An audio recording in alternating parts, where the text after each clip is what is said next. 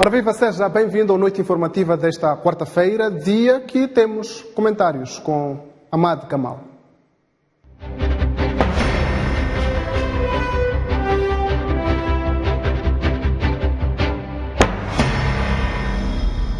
Ora bem, já temos posicionado conosco Ahmad Kamal, está de volta ao Solo Pátrio. Kamal, seja bem-vindo de volta ao país e vamos fazer os comentários. Mas antes disso, permita-me mostrar aqui como é que está a distribuição da despesa em Moçambique. Aliás, vamos fazer esta demonstração mesmo por conta do tema que vamos abordar hoje. Vamos ver a sustentabilidade ou não da continuidade do governo ou do Estado moçambicano a pagar os serviços sociais básicos, sobretudo a questão da saúde e da educação. Até aqui é o Estado responsável quase que de forma completa por estes serviços, pelo menos a nível público. Por isso é que, se recordar, o caro telespectador no hospital público deve pagar entre 1 a 5 meticais para ter acesso a uma consulta normal e também são 5 meticais para ter acesso aos medicamentos na farmácia. Sobre a disponibilidade dos medicamentos na farmácia, esse não é o debate hoje no Noite Informativa. Na educação, sabe que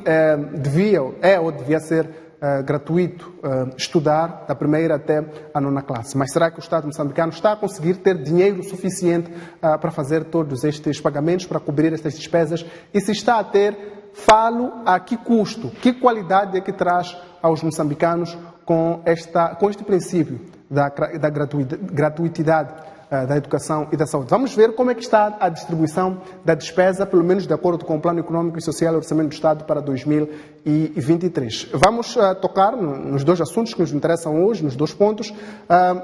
De acordo com o Plano Econômico e Social e Orçamento do Estado para 2023, 7,6% da despesa vai ser canalizada ao setor da saúde. 7,6% equivale a 35,8 mil milhões de meticais. Ora, para a educação, prevê-se usar 77,4 mil milhões de meticais, isto é equivalente a 16,4%. Se juntarmos os valores destes dois serviços, que são 35,8 e 77, temos qualquer coisa como 113 mil milhões de meticais. E vamos ver a seguir como é que o Estado moçambicano está a financiar-se ou prevê financiar-se este ano de 2023. Isso é na tabela a seguir, que é exatamente esta. A despesa total para este ano é de 472 mil milhões de meticais, e o que representa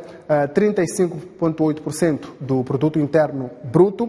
O déficit, esse é de 115. Corrigimos-nos agora, ao invés dos 102 que anunciamos no Jornal da Noite, são, na verdade, 115 mil milhões de meticais que são de déficit. É um déficit que é coberto pelos doadores, principalmente. Ora, em termos daquilo que é a despesa, são as receitas do Estado, vemos aqui, são 357 mil milhões de meticais. Podemos ir buscar os 113 e subtrair aqui e vemos o resultado é de qualquer coisa como 247 mil milhões de meticais. Ou seja, não resta muito para o resto das despesas do Estado moçambicano se tirarmos isto e o Estado continuar a fazer este financiamento. Mas, para lá dos números, há também uma questão de qualidade, que não tem indicadores muito fáceis de medição da qualidade. Primeiro, uma educação de qualidade que nós temos, essa educação gratuita, é uma saúde de qualidade essa que temos, gratuita, e depois é sustentável para o Estado moçambicano continuar a fazer este pagamento, fazer esta cobertura, e se é sustentável, de onde é que vem o dinheiro? E também, se não é sustentável, quem é que vai fazer o pagamento para livrar ou pelo menos tirar este peso do Estado? São respostas que serão dadas por Ahmad Kamal, ao encontro de quem vou agora para fazermos os habituais comentários. Kamal, bem-vindo ao Noite Informativa, uma vez mais. E eu começo por fazer uma pergunta tão simples quanto esta. Para si, é sustentável que o Estado cubra estes dois serviços? Boa noite, muito obrigado. Não é sustentável. Há uma frase emblemática de José Maria Escrivá, que é um dos fundadores da Opus Dei, que diz que ninguém dá o que não tem, nem mais do que tem. Portanto, Se nós não temos, nós não podemos dar. Esta é uma realidade, é um facto. Portanto, temos que repensar como é que vamos sustentabilizar o Estado Social, que é o pilar da governação. Pois, e vamos agora entrar para as questões de fundo. Se diz que não é sustentável, como é que fazemos agora? Bom, é a velha história na manta curta. Pois. Ou reduzimos os serviços do Estado Social, ou para o Estado Social, ou alargamos a receita para reduzir o déficit e podermos melhorar esse Estado Social. Portanto, o Estado Social em Moçambique sempre existiu, desde a independência, particularmente, mas tem sido muito benevolente, de tal forma que as gerações mais jovens nem sequer se apercebem que o Estado subsidia. O Estado subsidia a saúde, o Estado subsidia a educação, o Estado subsidia o transporte. Transporte público. Pouco, mal, mas subsidia. Porque se não houvesse a intervenção do Estado, nesta área que eu conheço muito bem, que é a mobilidade, o preço seria seguramente 50% mais caro. Pois. Dizia que encolhemos as despesas, a manta curta... Ou alargamos. A sua tese é muito bem conhecida aqui no Noite Informativa. Mas nesta situação em que nascem mais pessoas, sabemos disso, as previsões indicam-nos que daqui a 27 anos teremos 60 milhões de moçambicanos. Isso significa que mais pessoas serão nascidas daqui até 2050. Como é que fazemos? Estas pessoas deverão ser educadas e quando nascem mais pessoas, não temos como controlar se elas ficam ou não doentes e vão pressionar este Sistema Nacional da Saúde. O que significa, nesta situação, encolher... Vamos lá ver. Vamos lá ver.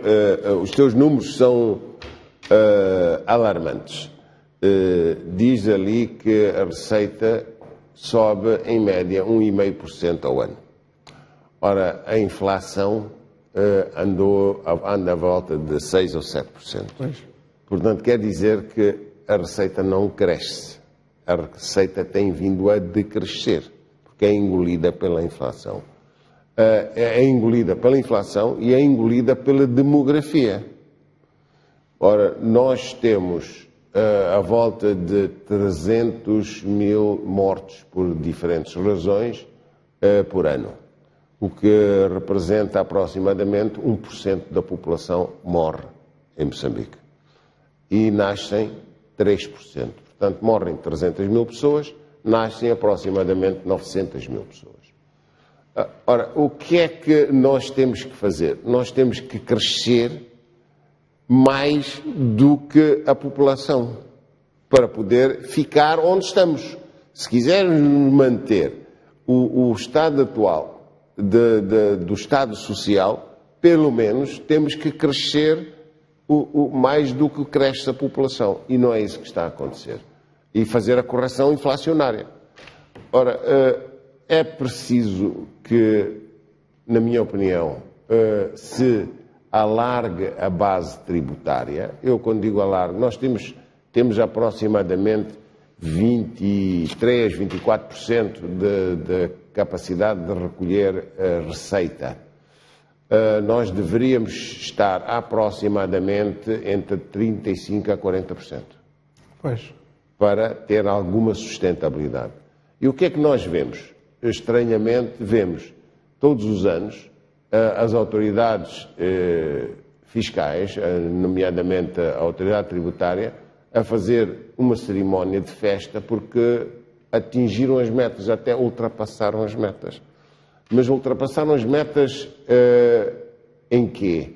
No potencial da capacidade da colheita ou em relação ao ano anterior. Portanto, nós ficamos felizes porque nominalmente recolhemos 1,5% mais que o ano anterior. mas na verdade estamos a decrescer em termos de valor real. E é esta paranoia, desculpem-me a expressão, com que nós vivemos. Aqueles que deveriam melhorar a receita, alargar a base tributária, educar o cidadão a contribuir e trazer mais transparência para a maneira como se recolhe e se gera receita, porque tudo isto tem a ver, o pagante de impostos está sempre com uma suspeição de que estou a contribuir para ser mal usado ou para a corrupção. Exatamente. E é isto que nós temos que mudar, temos que fazer os cidadãos acreditarem que os impostos também servem para a educação, para a saúde, para a mobilidade, para os reformados, para os que têm menos capacidade, menor poder de compra, menor acesso à sustentabilidade. É para isto que serve o Estado Social. Pois, vamos procurar avançar no nosso debate. Vê alguma correlação entre o atual modelo, que é o modelo em que o Estado faz a cobertura das finanças destes serviços, e a qualidade dos mesmos? Sim, está relacionado. Deixa-me, se me permites, regressar a 1978, porque este país tem história e tem referências. Em 1978, o país, particularmente as zonas rurais e suburbanas, estavam entregues estavam abandonadas, não havia saneamento básico, não havia acesso à água, não havia acesso à eletricidade, etc. Portanto, muito menos a postos de saúde. E Moçambique, em 3 anos, de 75 a 78, construiu 1.200 postos rurais e formou 8.000 trabalhadores para a saúde. Foi considerado pela OMS como a referência no continente africano, o Serviço Nacional de Saúde, e pegou na população, mobilizou-a e vacinou 90% da população. Portanto, isto quer dizer que nós sabemos fazer, nós já fizemos, e não tínhamos provavelmente tantos recursos como temos agora. Provavelmente não, tínhamos sim uma macroeconomia equilibrada, melhor gerida. Hoje vivemos na promessa da ajuda externa e gastamos de uma forma irresponsável, porque eu vejo aí projetos e investimentos públicos de uma forma que, porque não é dinheiro que vem de fora, nós aceitamos que o financiador faça o que quer e que não traz contributos para o desenvolvimento. Portanto, a responder a tua pergunta, nós temos que mudar. Eu dou-te um exemplo. Nós, dos 1% da população, dos 300 mil pessoas que morrem por ano, 28% morrem de malária. 27% morrem da HIV. E depois temos as doenças não transmissíveis, 18%. Portanto, as diabetes, a hipertensão e outras doenças. Bom, nós não vamos resolver o problema da malária com o Ministério da Saúde. Nem vamos resolver o problema do HIV com o Ministério da Saúde. Com quem então é que vamos? Nós vamos resolver, se quisermos, de forma sustentável, com a educação. É para lá que nós temos que ir, porque ambos, malária e HIV, são questões comportamentais. Um tem a ver com saneamento e higiene e o outro tem a ver com comportamento social. Portanto, isto corrige-se educando, mobilizando. E quem melhor do que as crianças para serem educadas? Eu tenho visitado imensos países e vejo transformações. Portugal é um deles. Em 40 anos, Portugal transformou-se de uma forma quase rural a um país da União Europeia. Foram 40 anos. Portanto, é possível. Eu, quando olho para Portugal e depois venho para Moçambique, nós podemos mudar. Temos é que apostar na educação. E temos que fazer aquilo que já soubemos fazer antes. Mobilizar a população. A gente só faz para a campanha eleitoral, só faz para aquilo que convém ao poder. Não, não. Nós temos de ser capazes de voltar a mobilizar a nação naquilo que interessa a todos os moçambicanos. Pois, e eu perguntava sobre a correlação entre o modelo de financiamento e a qualidade dos serviços, no sentido de compreender se o facto de o governo estar a fazer esta cobertura contribui para que a qualidade dos serviços seja má. Não estamos a assumir que seja má, mas isso poderia contribuir para uma má qualidade de educação e da saúde? Afonso, esta questão de bom ou mau tem a ver com preço, qualidade. Portanto... Acha? Acho. Não podes comprar um produto barato e esperar que tenha qualidade. Portanto, nós, apesar de os salários, neste caso da saúde, os salários dos médicos não estarem muito longe de países desenvolvidos, estou a falar de médicos estagiários, médicos generalistas, não estarem muito longe se considerarmos o custo da formação que ele foi subsidiado. Portanto, se associarmos ambos, o salário real que ele recebe e o custo que o Estado suportou para o seu financiamento, ele tem um valor salarial muito próximo da União Europeia, de Portugal.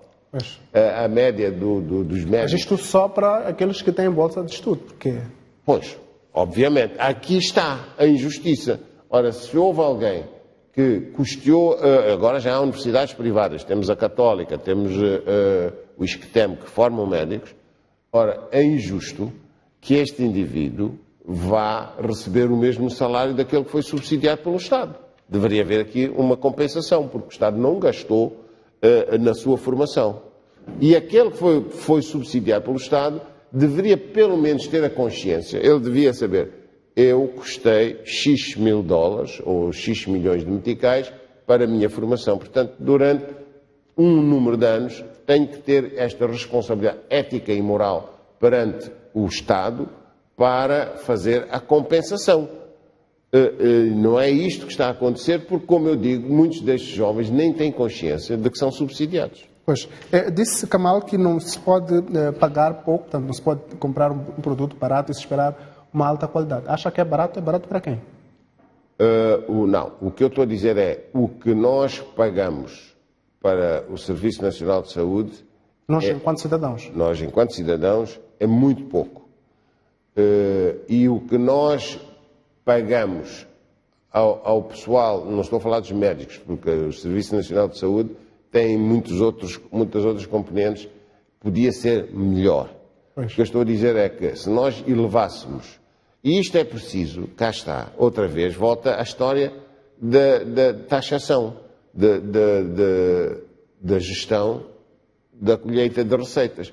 Se todo o cidadão tivesse registado e declarasse o seu estatuto de contribuinte, ora, há uns que precisam de receber, há outros que não têm que pagar e há outros que têm que pagar mais do que estão a pagar ou que não pagam.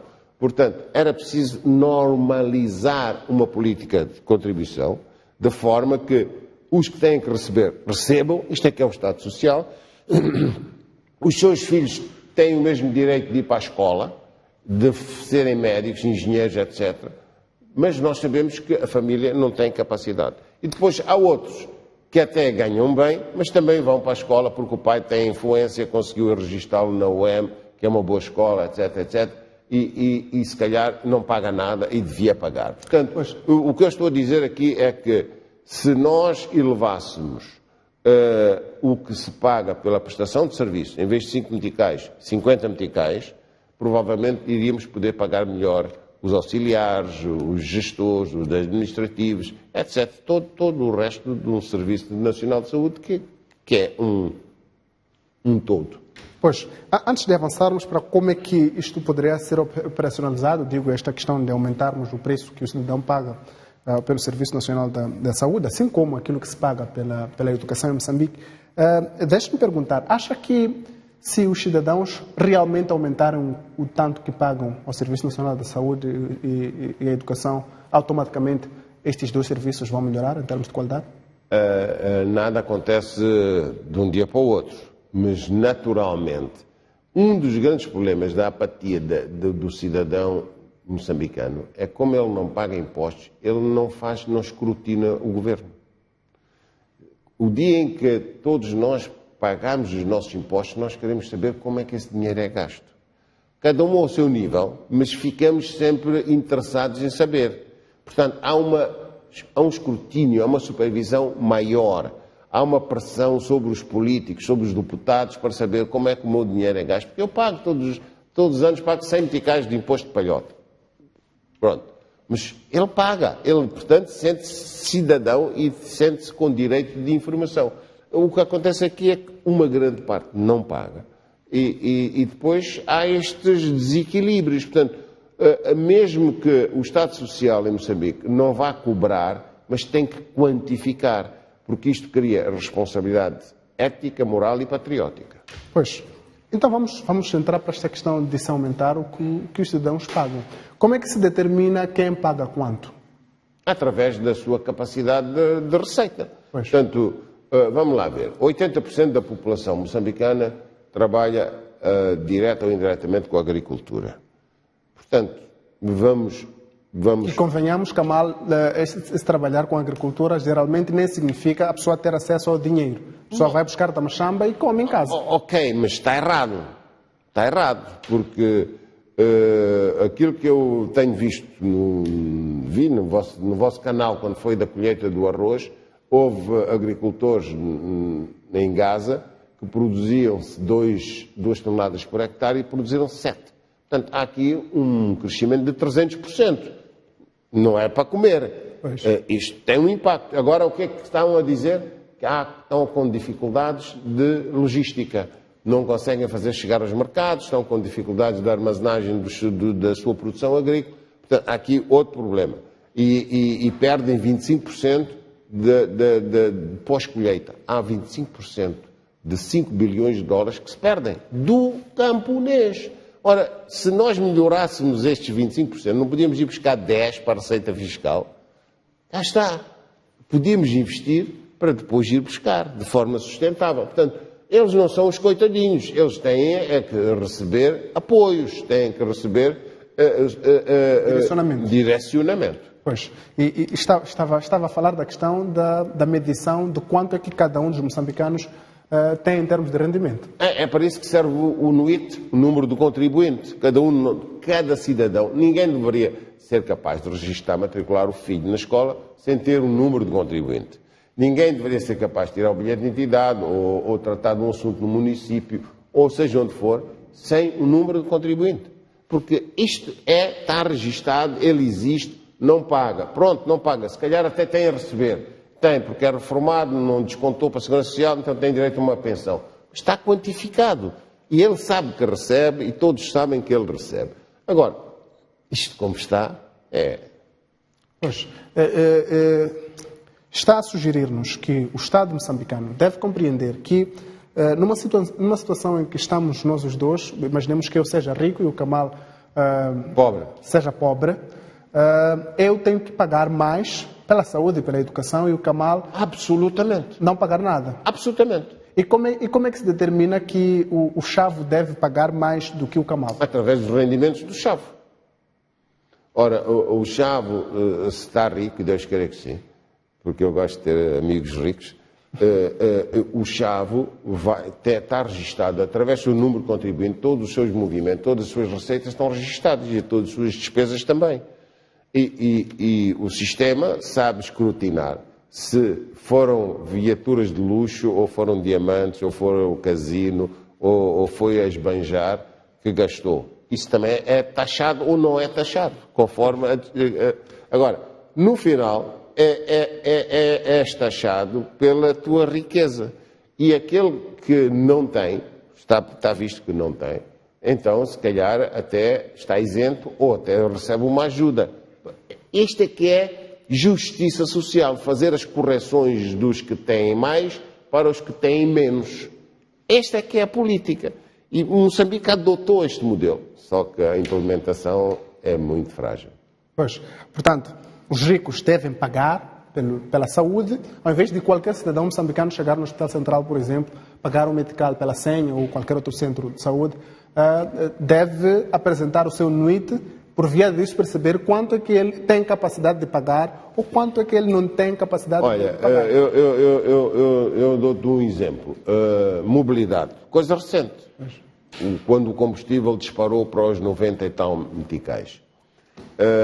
O que é que acontecia com o combustível? O Estado subsidiava o combustível através das gasolineiras. Portanto, não deixava as gasolineiras aumentarem o preço do combustível porque não queria criar um impacto nos cidadãos, e particularmente nos transportadores, mobilidade, nos agricultores, nos pescadores, etc. A área produtiva primária.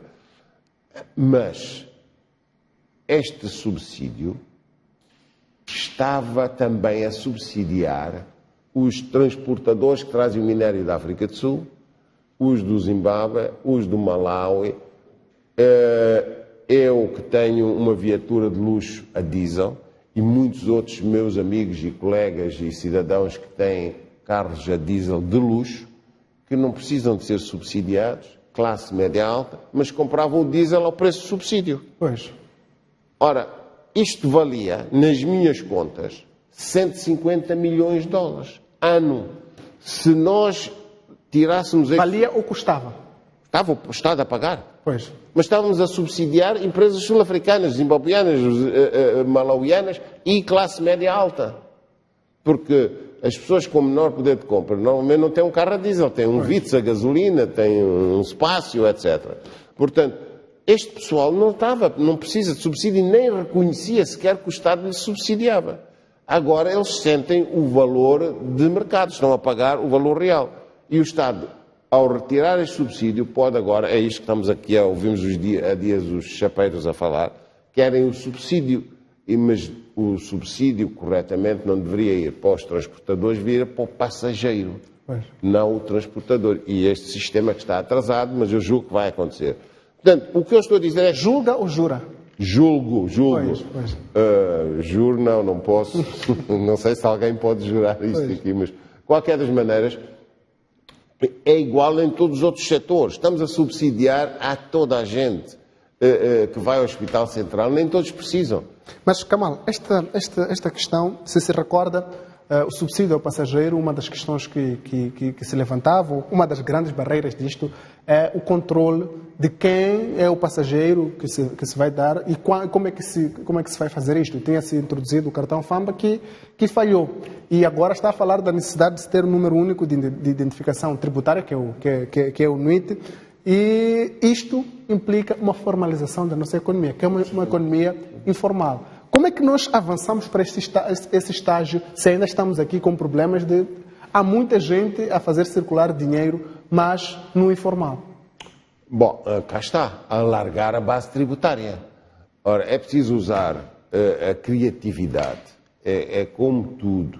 É preciso usar a pedagogia, é preciso ir explicar aos que não estão registados e não pagam que trazem benefícios, porque o seu filho depois pode ir para a escola, pode fazer medicina, engenharia, direito, etc. Pode, enfim, fazer formação técnica ou profissional, pode ter acesso a uma sala de operações, porque se não tiver registado, cidadão não existe, não tem registro fiscal, não existe. E o banco exige este registro fiscal, etc. A justiça exige. Portanto, agora, é preciso que todo um sistema funcione. O país não é só o fisco. O país é justiça, o país é polícia, o país é sociedade, é comunidade.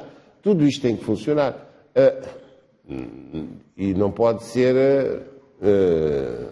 de vez em quando. Tem que haver, tem que haver liderança. Pois, este de vez em quando, esta necessidade de haver liderança, leva-me a uma outra questão, que gira em torno desta proposta do Kamal, de que é preciso que se comece a pagar aqueles que podem, devem começar a pagar. Kamal, começarmos a pagar, os cidadãos começarem a pagar, vai resolver as ineficiências no setor público? Vai resolver. As ineficiências têm a ver com uma gestão ineficaz. Porém, uma coisa é seres mau gestor, outra coisa é teres os bolsos furados, não tens dinheiro. Quer dizer, aí a culpa é de não ter dinheiro, porque não sabemos se és bom ou mau gestor. O dia em que tivermos o dinheiro, agora vamos tentar gerir melhor. Portanto, sim, a resposta é, se tivermos maior capacidade de captação de receita, estamos em melhores condições de servir melhor a população. Eu preciso que avancemos, mas há algo que não me deixa muito tranquilo antes de esclarecer. Temos alguns serviços, algum deles é o serviço de transporte, mas vamos avançar para o transporte aéreo, que é um transporte considerado caro. Os moçambicanos pagam pelo transporte aéreo. E mesmo assim, a LAM está como está.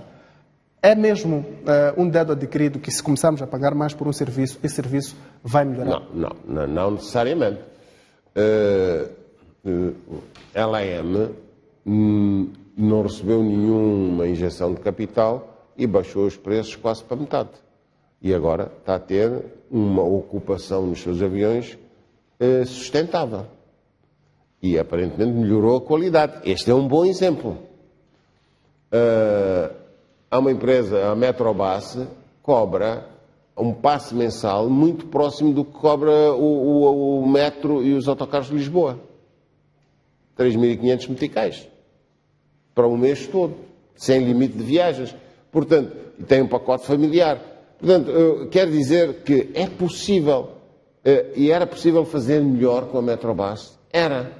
Se nós só trabalhamos 30% da nossa capacidade, temos 70% do tempo o equipamento parado. Portanto, e porquê? Burocracias. Se nós funcionássemos ao longo do dia, podíamos baixar porque tínhamos uma economia de escala superior. Portanto, o que eu quero dizer, ela contraria a questão do capital, que é preciso ter mais dinheiro para oferecer um bom serviço, pois. Metrobus também, mas sem dinheiro não se pode fazer. Isso, agora, quem tem a responsabilidade moral, ética, patriótica de pagar. Pois, ora bem, vamos avançar para os modelos alternativos. E por que é que temos de avançar para os modelos alternativos de financiamento destes serviços, mas, mormente, o serviço de saúde? É que, recentemente, o Ministro da Economia e Finanças defendeu esta questão de modelos alternativos de financiamento da saúde e falou, por exemplo, da necessidade de Moçambique começar a trocar dívida por investimentos na área de saúde e é algo que já se faz, por exemplo, na área de clima. Vários países desenvolvidos que são credores de outros países pobres, como Moçambique, pedem que os países pobres não canalizem o dinheiro que devem, mas que construam infraestruturas resilientes aos efeitos das mudanças climáticas. Kamal, que modelos alternativos Moçambique tem para financiar a saúde, a educação, assim como o transporte, sem ter de excluir os mais pobres, sem ter de implicar que o cidadão pague mais? Se é que existem, não é? Existem bastantes. A primeira, vamos olhar para o PIB em segmentos. Portanto, o maior contribuinte do PIB é a agricultura. Portanto, vamos olhar para a agricultura e vamos pensar, há valor a acrescentar na agricultura? A minha resposta é, assim, muito simples. Há. Hoje, podemos acrescentar com uma gestão logística eficiente, uma cadeia logística eficiente, podemos acrescentar 100% o valor primário da agricultura. Portanto, quer dizer, se é levar 5 bilhões de dólares, passa a valer 10 bilhões de dólares. O segundo, qual é? A indústria extrativa, já falamos aqui, vale 22,5% do PIB. Podemos ir buscar mais receitas nesta indústria? Podemos, bastante mais. Esta indústria contribui com menos de 2% em termos de receitas. Nós, se não formos buscar 15%, não estamos a fazer nada. É melhor fechar as minas e ficarmos quietos a fazer agricultura.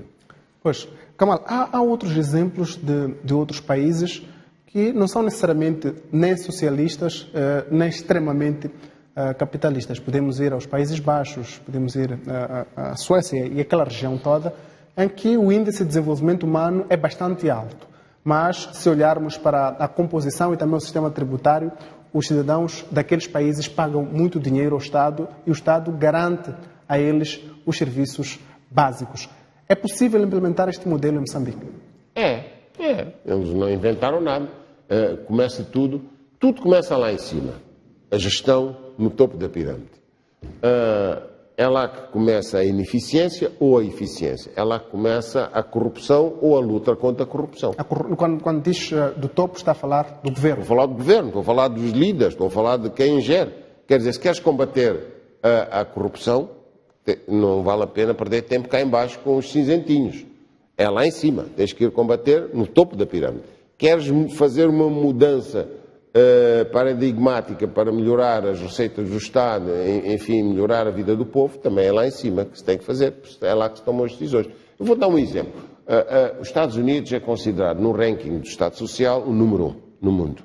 Depois seguem-se 5 países, entre eles alguns países nórdicos, Suécia, Noruega, etc., Islândia ou Finlândia. Qualquer das maneiras, a Universidade de Washington, em 2021, fez um estudo e diz que há 60 milhões, são 20% da população, que não têm acesso a cuidados de saúde normais. E que há 6 milhões de americanos que sofrem de doença mental grave. Portanto, este é o país com o melhor serviço nacional, o melhor Estado Social. Ora, o que é que isto quer dizer? Quer dizer que o Estado Social não é um produto acabado, não é exclusivo de ninguém e que pode ser melhorado, pode, mas faz parte de um pacote da governação e para isso nós temos que melhorar um bocado de tudo, mas começa lá em cima. Mas, e eu ia perguntar, nestes países os impostos chegam a ser 40, 50%, 55% dos rendimentos das pessoas. Temos um salário mínimo na função pública, por exemplo, são 8 mil meticais, o salário mínimo. E nem sequer é isso que se paga no setor privado, por exemplo, na pesca da capenta é muito abaixo de 5 mil meticais. Seria razoável para um cidadão ceder metade de 8 mil, por exemplo, de imposto em Moçambique? Não, vamos lá ver. É 55%, é por escalões. Pois. É 55% a partir de um determinado escalão. É a classe aqui média, média alta. Relação... E depois o salário mínimo está isento de impostos. É para estes que serve a justiça social, fazer a correção das assimetrias da receita destes e de outros, os que não têm reforma, etc., os idosos, tirar nos 50% para dar a estes. De forma que a justiça social, que faz parte, é a prática do Estado Social, tem que trazer estabilidade e dignidade. Não pode só ser uma conversa de que nós subsidiamos. Não, tem que subsidiar os que merecem, mas tem que ir buscar os que podem pagar. E esta que é a questão. Pois, Kamal, vamos procurar avançar para que o Kamal nos diga se acha que isto é possível. Neste momento, o que é que nos impede de avançar para esse sistema, estes modelos alternativos e que, segundo o Kamal, oferecem melhores esperanças em termos de qualidade que chegaria aos cidadãos? Olha, eu acho que o que nos falta é patriotismo, fé e amor à pátria. Nós temos que acreditar que ninguém melhor do que nós, cidadãos moçambicanos, podemos governar o nosso país.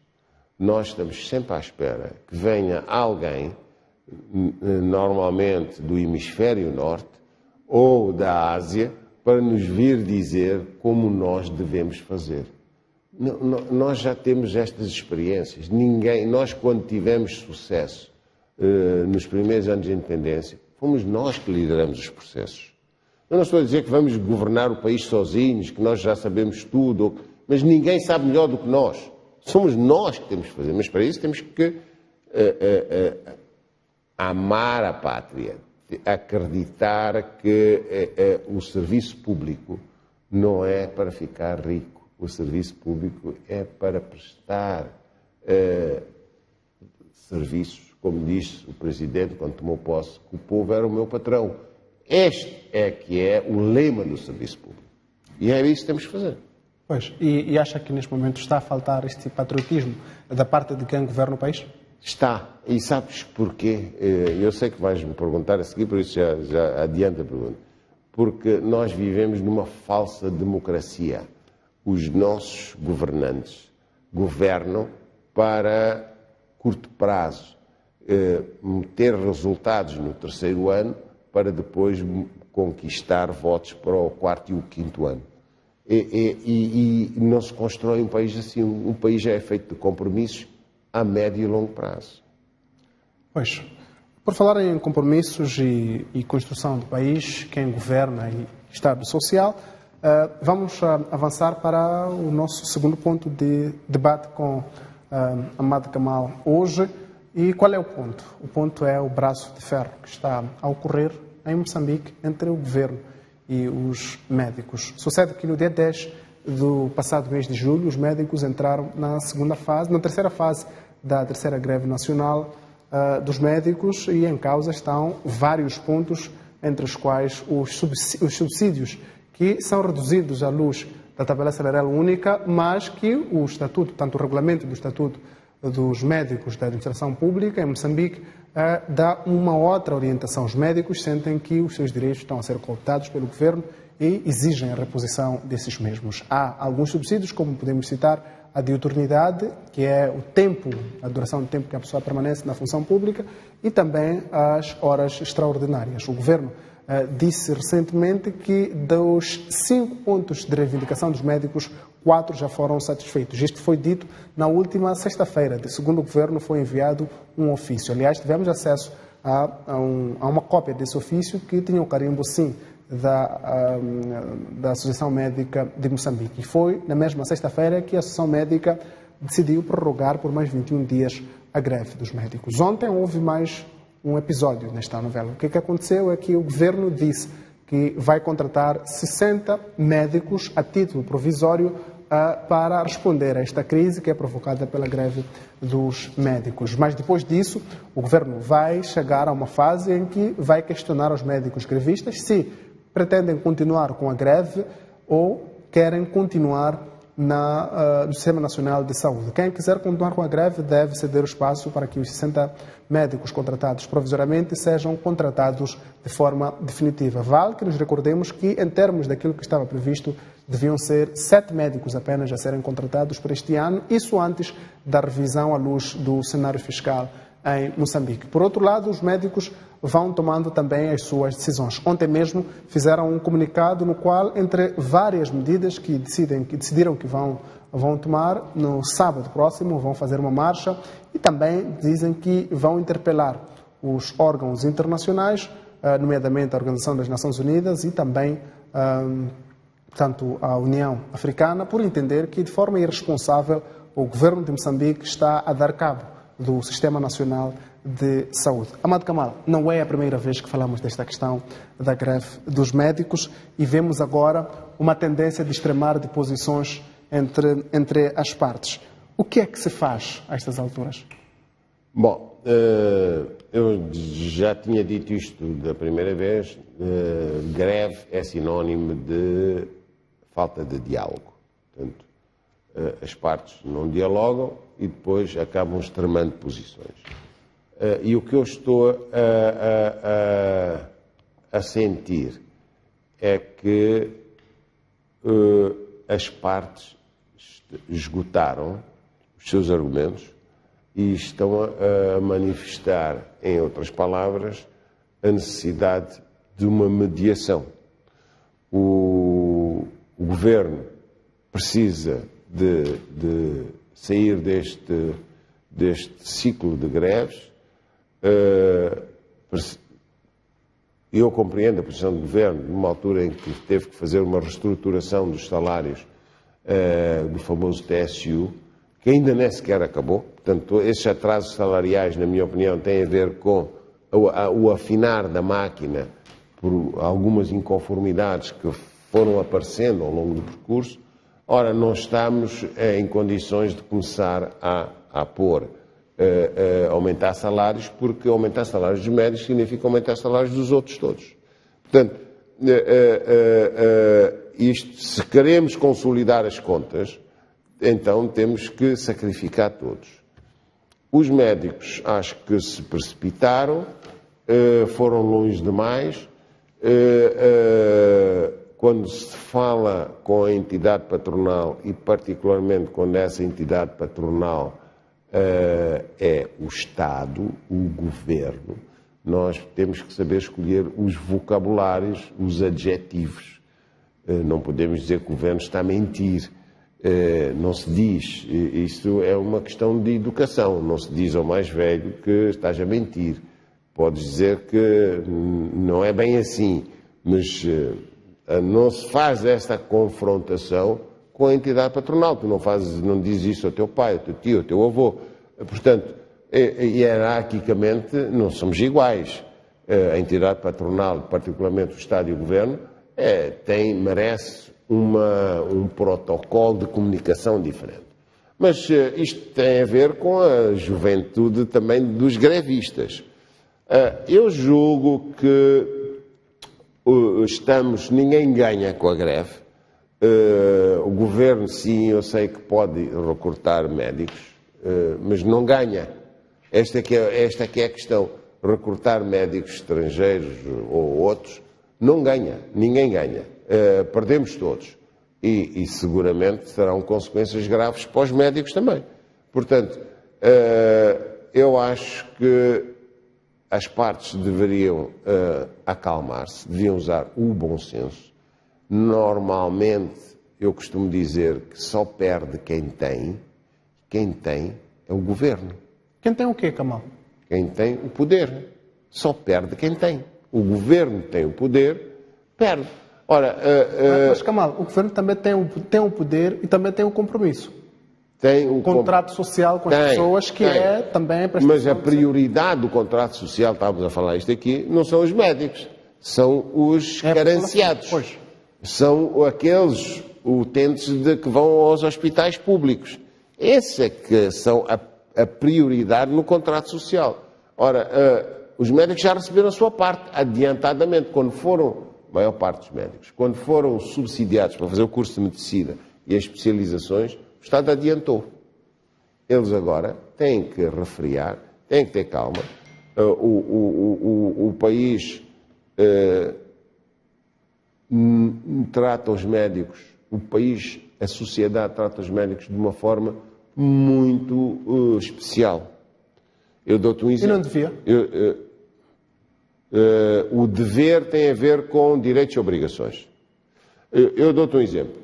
Todas as profissões, tu, eu, Algi, todos os outros fazemos erros. Todos. O motorista, o mecânico comete um erro, ficas sem travões, bateste numa árvore. E processas o mecânico se ele não quer pagar. O médico comete um erro, pode ser grave, pode representar a morte, e nós toleramos. Porque é uma profissão muito peculiar, muito sensível. Ora, em contrapartida, este médico tem que tratar esta sociedade também de uma forma sensível e peculiar. Não é igual o erro do médico, não é igual ao erro do mecânico ou do motorista. Portanto, temos que ter cuidado. O médico tem que saber estar no seu lugar, o juiz tem que saber estar no seu lugar, o cobrador de impostos tem que saber. São profissões que têm um estatuto especial no mundo inteiro. Mas Kamal, eu falava da responsabilidade do Estado porque, no final das contas, os cidadãos cobram ao governo as responsabilidades. Ontem o governo disse que quem não quiser trabalhar terá que ceder espaço. Mas, Kamal, nós temos cerca de 3 mil médicos em Moçambique. A informação disponibilizada pela Associação Médica é de que acima de 60% destes médicos aderiram à greve. Isto significa acima de 1.500 médicos que estão em greve em Moçambique. Se estes 1.500 médicos forem afastados da função pública, quem é que vai prestar o serviço que é dever do governo prestar ao público? Afonso, tens razão. Estás a reconfirmar aquilo que eu acabei de dizer. Só perde quem tem. Como é que começou a guerra em Cabo Delgado? Assalto de uma esquadra, fomos lá dizer que tem 15 dias para entregar as armas e vamos lá resolver isto aqui entre família, não é? Quer dizer, com alguma displicência tratamos este assunto e depois virou o que virou. Como é que acabou a guerra com a Renamo? O Presidente mostrou bom senso, sabedoria e humildade e foi a Gorongosa falar com o Dhlakama. Primeira vez. E toda a gente no seu redor dizia, não podes ir, tu és o Presidente da República, ele é que tem que vir aqui. O Presidente Nyusi foi lá, resolveu o assunto. Hoje estamos onde estamos, paz. Ora, o Ministro da Saúde, o Primeiro-Ministro, se forem falar com os médicos, se chamarem os médicos para conversar, porque eu acho que não tem havido diálogo, é através da comunicação social. Eu já disse, eu fiz um comunicado, eu não sei o quê, e os médicos vêm para a comunicação social dizer que agora vamos fazer mais isto, mais aquilo. Eu acho que as partes têm que refriar os ânimos, têm que ser humildes, mas particularmente, cá está, os mais velhos merecem um respeito especial, mas também têm obrigações especiais. O mais velho pode-se vergar para resolver um assunto que interessa à sociedade. Pois. E este é o Estado que pode se vergar, pode mostrar a sua humildade, só lhe fica bem, para resolver um problema social. Pois, Amado Kamal, já vamos ao fim do nosso espaço, mas eu gostava de também ouvir, vejo que é crítico às duas partes. Duas partes. Há aqui uma informação dos médicos, um comunicado, nota informativa sobre a comunidade da terceira greve e ações de campanha. Dizem aqui os médicos, vou citar um parágrafo inteiro.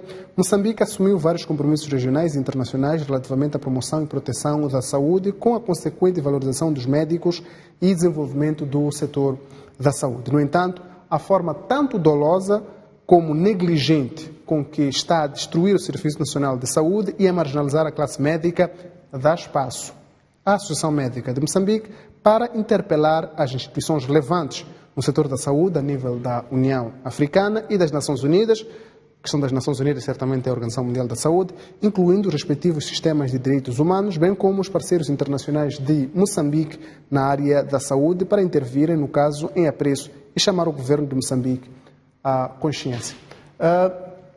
Leio este parágrafo porque no início da sua intervenção disse que é necessário que haja uma mediação deste diálogo. Quem é que seria o rosto ideal, ou quais seriam os rostos ideais para fazer esta mediação? Olha, nós no Serviço Nacional de Saúde temos aqui algumas entidades acima de qualquer suspeita. Eu lembro-me agora, porque completou 95 anos, acho que teve uma biblioteca em seu nome, que é o professor Dr. Fernando Vaz, foi vice-ministro da Saúde, é uma autoridade na área de medicina. Portanto, temos alguns ex-ministros, como o Leonardo Simão, temos o Alexandre Manguel, temos o Ivo Garrido. Portanto, estas pessoas, estes séniores, que já estiveram em situações similares, podem contribuir. Já estiveram no governo, já foram médicos, agora estão fora do teatro de operações, podem contribuir, devem contribuir, de forma que possamos ultrapassar este impasse, que só prejudica os cidadãos, e nós sabemos quem. Quem vai ao Serviço Nacional de Saúde? É o povo. A União Africana e a Organização teriam algum poder? Não, isso é um apelo à negociação. Quando eles começam a falar da União Africana, OMS, Unicef, estão a dizer que precisamos de ajuda para falar com o governo, precisamos de resolver este assunto. Os médicos também não estão muito felizes, ninguém fica feliz numa greve, estás sob tensão. Eles têm a noção de que têm responsabilidades, tinham operações marcadas, eles também são sensíveis, são seres humanos.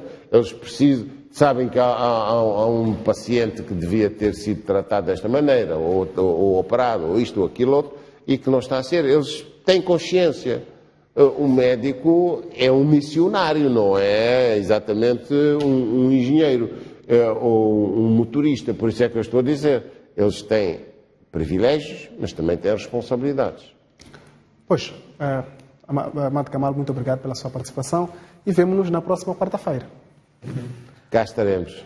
Pois, é o fim do espaço de comentários com Amado Kamal. Hoje estivemos a falar da sustentabilidade, ou não, do fato do governo estar a subsidiar os serviços sociais como a educação e a saúde.